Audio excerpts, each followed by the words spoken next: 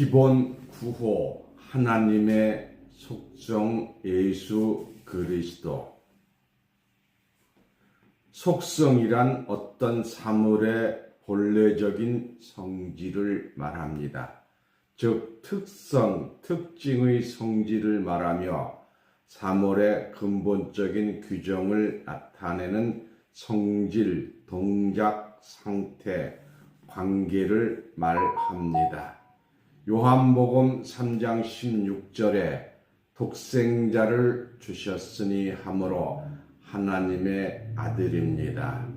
요한복음 5장 43절에 여호와의 이름으로 왔다고 하였으므로 하나님의 이름을 받았습니다. 마태복음 11장 27절에 하나님께서 모든 것을 내게 주셨으니 하므로 하나님께 모든 것을 받았습니다. 계시록 3장 21절에 아버지의 보좌에 함께 앉는 것과 같이 하리라 하셨으므로 하나님의 보좌에 앉습니다. 예수님은 하나님의 속성으로서 하나님의 본체이십니다. 그러므로 예수님의 말씀은 곧 하나님의 말씀이요 말씀의 본체이시므로 창조주이십니다. 오늘 본문 말씀 요한복음 1장 18절입니다. 본래 하나님을 본 사람이 없으되 아버지 품속에 있는 독생하신 하나님이 나타나셨느니라. 아멘. 오늘 본문 말씀을 통해서 하나님의 속성 예수 그리스도라는 제목으로 말씀을 증거합니다. 예수님은 하나님의 아들입니다. 속성이란 어떤 사물의 본래적인 성질을 말합니다. 즉 특징의 성질을 말하며 사물의 근본적인 것을 나타내는 성질, 동작, 상태, 관계를 말합니다. 주요 성질의 부속한 성질 또는 부성을 말합니다. 나무를 비유한다면 원체와 가지를 말하는 거죠. 나무의 가지는 원체의 속성입니다. 또한 아들은 아버지의 속성 관계를 가지고 있습니다. 예수님은 하나님의 속성으로 이 땅에 오셨습니다. 요한복음 3장 16절에 하나님이 이 세상을 이처럼 사랑하사 독생자를 주셨으니 이는 저를 믿는 자마다 멸망치 않고 영생을 얻게 하려 하심이니라. 예수 그리스도는 하나님의 속성이므로 독생자 예수를 믿는 것은 곧 하나님을 믿는 것입니다. 그러므로 저를 믿는 자마다 멸망치 않고 영생을 얻으리라고 하였습니다. 오늘 본문 말씀인 요한복음 1장 18절에 본래 하나님을 본 사람이 없으실 때 아버지 품속에 있는 독생하신 하나님이 나타내셨느니라. 요한복음 17장 4절에서 5절입니다. 아버지께서 내게 하라고 주신 일을 내가 이루어 아버지를 이 세상에서 영화롭게 하였사오니 아버지여 창세전에 내가 아버지와 함께 가졌던 영화로서 지금도 아버지와 함께 나를 영화롭게 하옵소서. 아멘. 하나님께서 예수님에게 명하신 예수님이 하신 일들이 예수님의 영광으로 나타나야 되는데 예수님이 하신 일이 하나님의 영광으로 나타나고 하나님 아버지를 영화롭게 하신 것은 예수님이 하나님의 속성이기 때문입니다. 그러므로 창세전에 아버지와 함께 가졌던 영화로서 지금도 아버지와 나를 영화롭게 하소서라고 말한 것은 하나님과 예수님이 일체적인 속성을 가진 것을 말씀하신 것입니다. 히브리서 1장 6절 또 맏아들을 이끌어 세상에 다시 들어오게 하실 때에 하나님의 모든 천사가 저에게 경배할지어다. 아멘. 기록된 말씀과 같이 예수님이 맏아들로 세상에 다시 들어오심은 하나님의 맏아들이 아닌 아들들이 많이 있었으나 이들 또한 하나님의 속성을 가진 자들입니다. 맏아들 되신 예수님이 이 땅 위에 다시 오심은 하나님 본체의 속성으로 다시 오실 것입니다. 히브리서 2장 6절입니다. 그는 근본 하나님의 본체시나 하나님과 동등됨을 취할 것을 여기지 아니하시고, 기록된 말씀과 같이 예수님은 근본 하나님의 본체라고 하였으니 하나님의 본래적인 성품을 가졌으며 하나님의 마음을 가졌으므로 곧 예수의 말씀은 하나님의 말씀이었던 것입니다. 그러므로 하나님의 본체이신 예수님이 맏아들로서 이 땅 위에 오실 때에 하나님의 모든 천사가 예수 그리스도에게 경배할 것이라고 하였습니다. 예수님은 하나님의 이름을 받은 자입니다. 한 나라에서 임금 외에 아무도 임금의 이름을 받을 수가 없는 것과 같이 하나님 외에 하나님의 이름을 받은 자가 없습니다. 그러나 시편 118편 26절에 여호와의 이름으로 오는 자가 복이 있으며 우리가 여호와의 집에서 너희를 축복하였도다. 바로 이것입니다. 하나님의 이름으로 오는 자는 복이 있다고 하였고 예수님 또한 하나님의 이름으로 오셨다고 하였습니다. 요한복음 5장 43절입니다. 나는 내 아버지 이름으로 왔음에 너희가 영접치 아니하나 만일 다른 사람이 자기 이름으로 오면 영접하리라. 기록된 말씀과 같이 예수님은 하나님의 이름으로 오셨으므로 하나님은 아니시지만 하나님의 이름으로 오셨기 때문에 예수님이 행하신 모든 것이 하나님의 일을 대행하신 것입니다. 그러므로 예수님은 피할 수 없는 하나님의 본체요 하나님의 속성이 되신 것입니다. 마태복음 21장 9절에 앞에서 가고 뒤에서 따르는 무리가 소리질러 가로되 호산나 다윗의 자손이여 찬송하리로다. 주의 이름으로 오신 이가 가장 높은 곳에서 호산나 하더라. 예수님은 십자가에 달려 부활하시기 일주일 전 십자가의 승리를 위하여 예루살렘에 입성하신 날에 수많은 사람들이 예수님이 오신다 함을 듣고 종려나무 가지를 가지고 예수를 맞으러 나갔습니다. 어떤 이들은 겉옷을 벗어서 예수의 오는 길을 깔아주었습니다.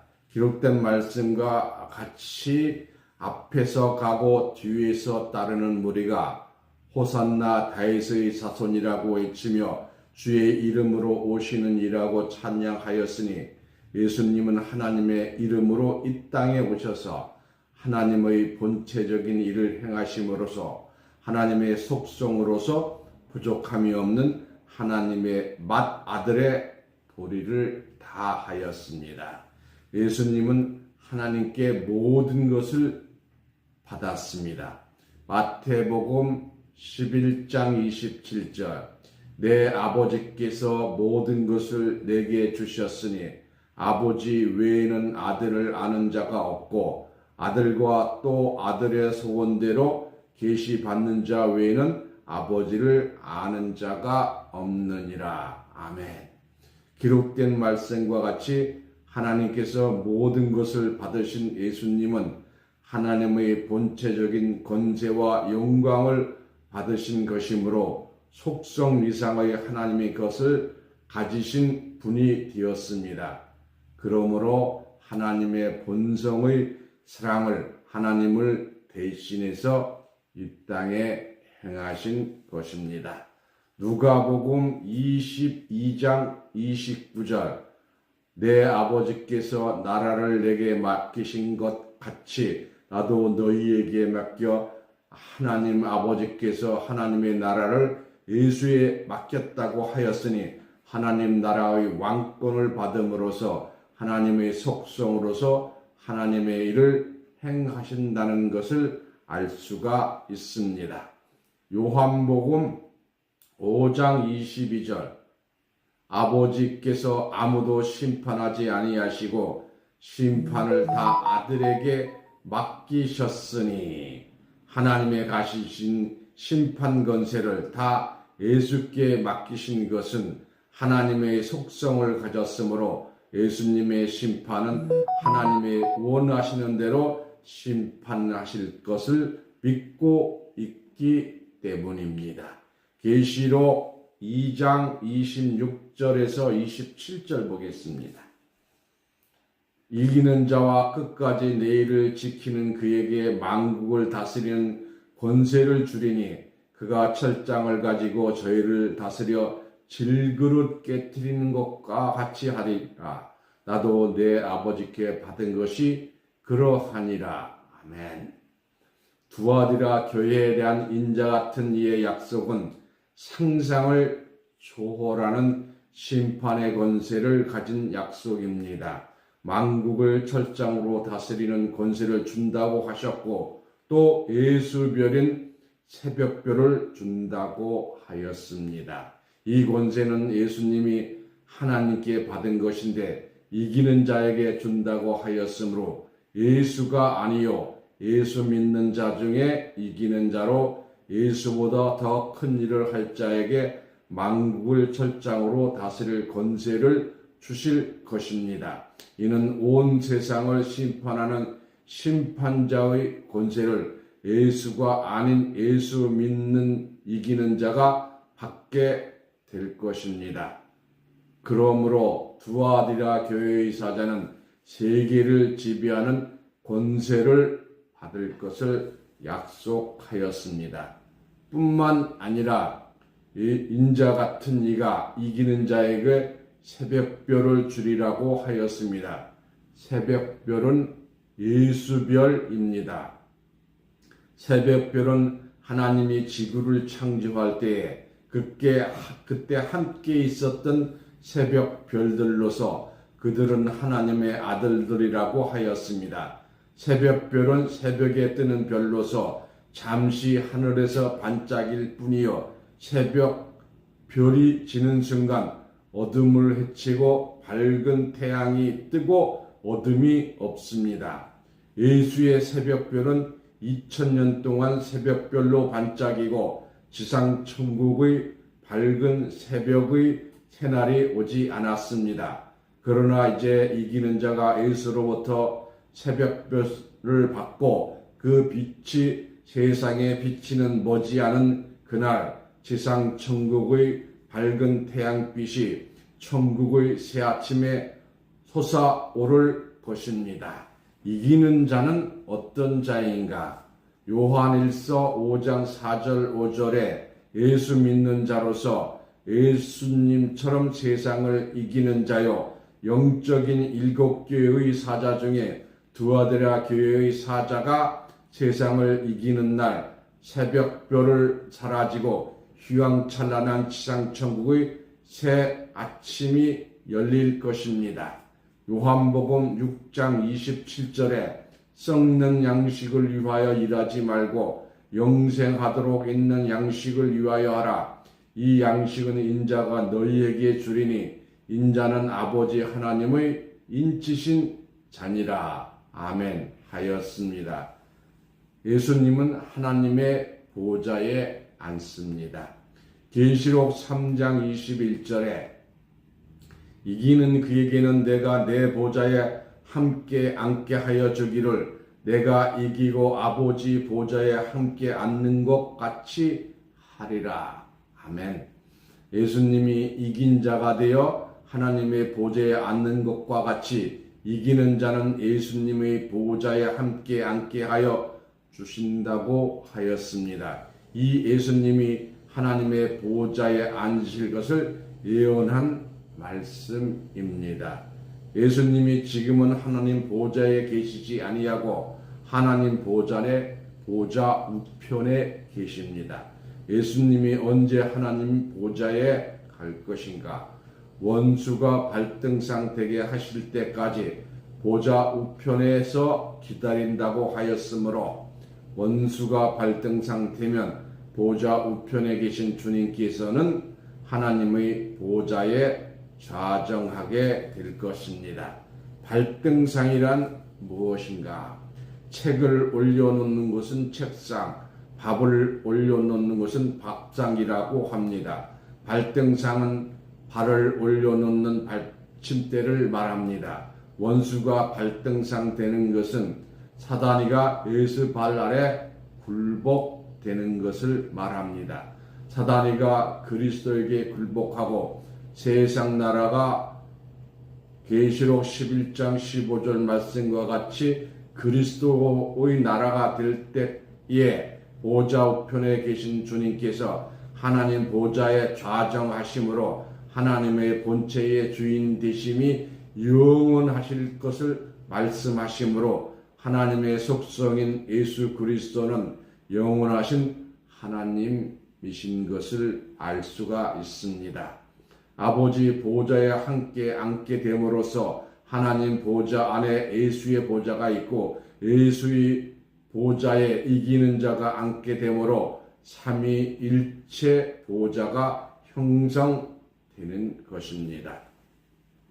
골로새서 2장 2절에 이는 저희로 마음의 위안을 받고 사랑 아래서 연합하여 원만한 이해의 모든 부요에 이르러 하나님의 비밀인 그리스도를 깨닫게 하려 함이라. 아멘. 그러므로 그리스도의 비밀을 깨닫는 자 되시기를 원합니다.